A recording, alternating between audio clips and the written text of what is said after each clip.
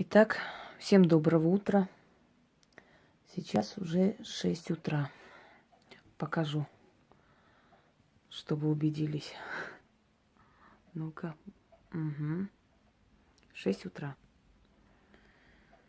Вот, собственно, я пока работаю, только закончила свои дела. Ну, что сделать? Вы знаете, что я трудоголик. Есть такой грех за мной. Уж извиняйте.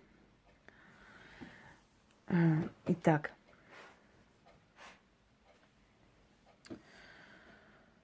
Вы знаете, я уже не раз говорила и повторяюсь насчет долгов и возврата долга. Во-первых, возврат долга может исполнить, организовать только практикующий человек. Простому человеку это не дано.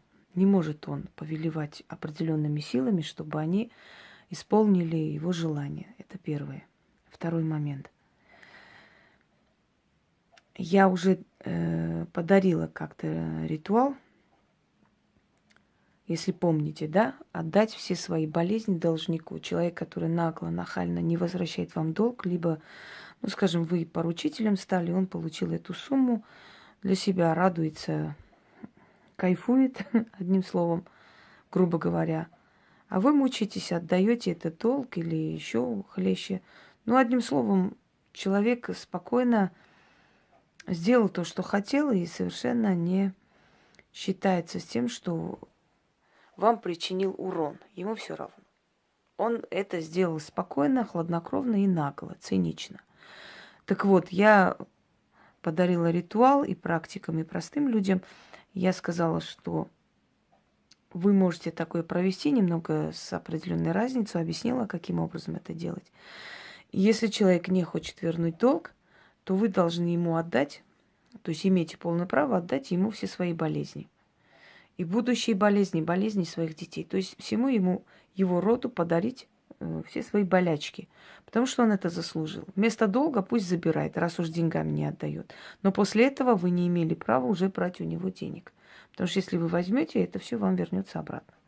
Поэтому надо было очень хорошо подумать и решиться, что 100% человек мне не принесет. Но самое интересное, что после того, как это делается, пару человек захотели долг вернуть. Видимо, подсознательно что-то почувствовали. Но последовали моему совету, не взяли эти деньги.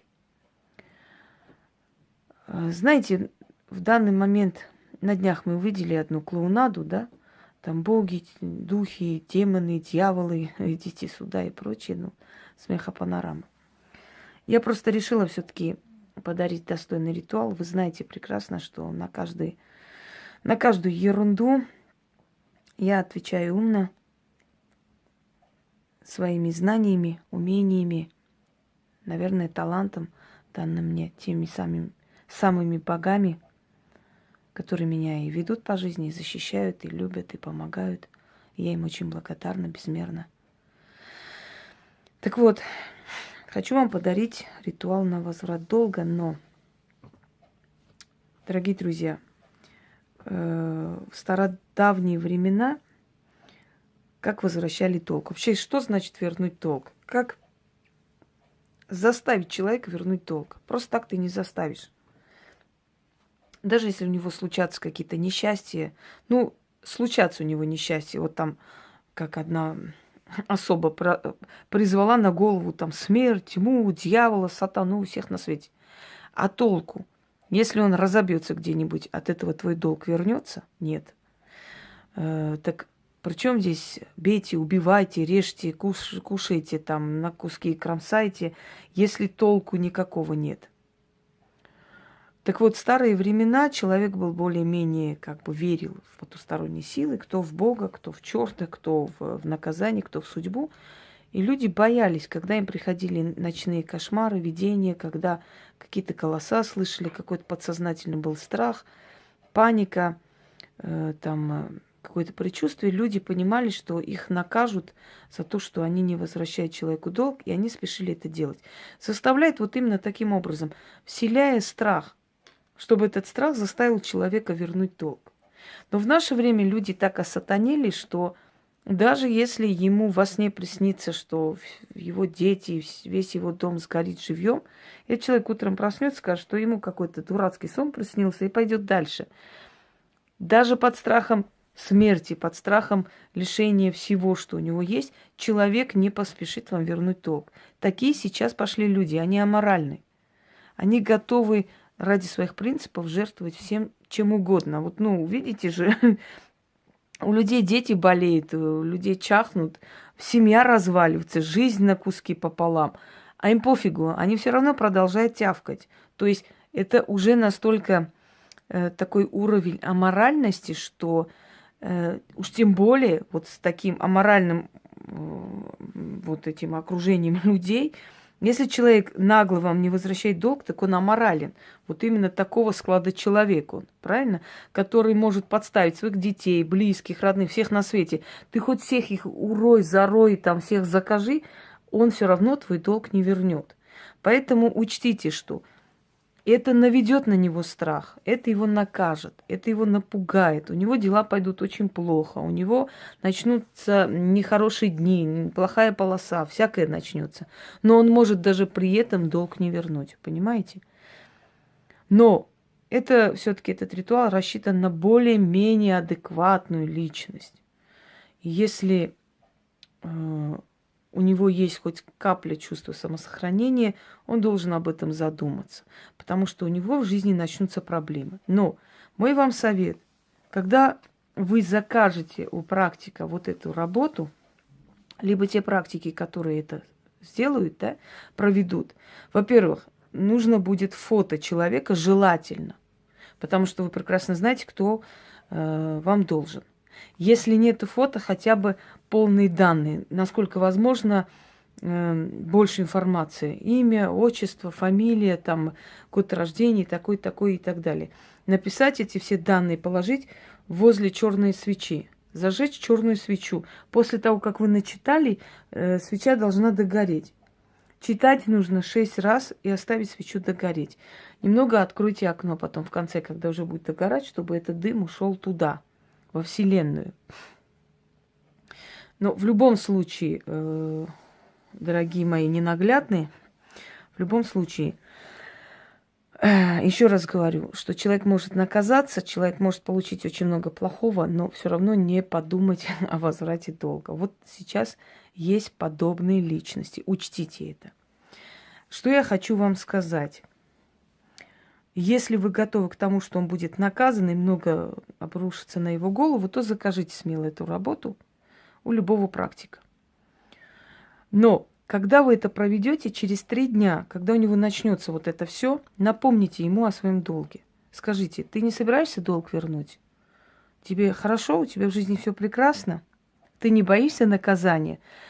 Говорите это, потому что в данный момент у нас сейчас такие люди вокруг, что им нужно подсказывать, что, уважаемый, ты ж дохнешь, ты не подозреваешь, откуда эти удары? Так вот, верни мне деньги, иначе хуже будет, понимаете? Вот о чем. То есть, если в древние времена не нужно было подсказывать, достаточно было, чтобы человек просто задумался о том, что он делает, что он творит, сейчас надо человеку сказать, оказывается. Надо ему подсказать, что ты долг-то верни, потому что ты же видишь, что с тобой происходит. Понимаете? Так вот, читать 6 раз, оставить свечу, догореть. Фото должника.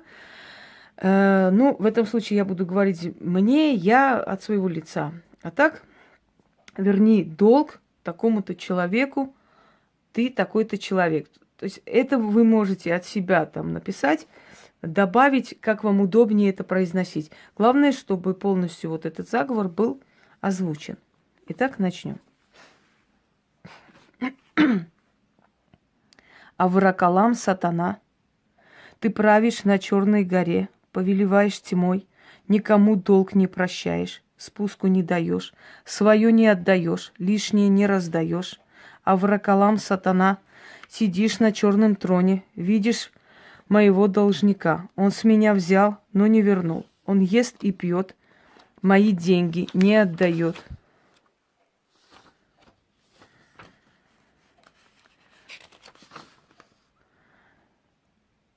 Должник вернет долг и раскается, или от огня будет маяться, не я говорю, а Сатаниэль. Ты, сатана, долг не прощаешь, никому даром не отпускаешь, бьешь, терзаешь, разрываешь, разоряешь, по миру пускаешь. Должник вернет долг и раскается, или от огня будет маяться, не я говорю, а Сатаниэль. Накажи моего должника, приди во сне, аль наяву, предупреди, заставь его мне долг вернуть. А не отдаст, пусть пропадет, сгинет, уйдет, накажется, и жизнь адом покажется. Должник вернет долг и раскается, али от огня будет маяться. Не я говорю, а Сатаниэль. А Варакалам сатана, повелитель черной горы, долг пусть вернет или сгорит. Да будет так. Должник вернет долг и раскается, или от огня будет маяться. Не я говорю, а Сатаниэль. Должник вернет долг и раскается, или от огня будет маяться. Не я говорю, а Сатаниэль. Должник вернет долг и раскается, или от огня будет маяться. Не я говорю, а Сатаниэль. После чего оставляйте догореть свечу. Когда уже свеча догорит, здесь большая свеча, можете взять маленькую черную свечу.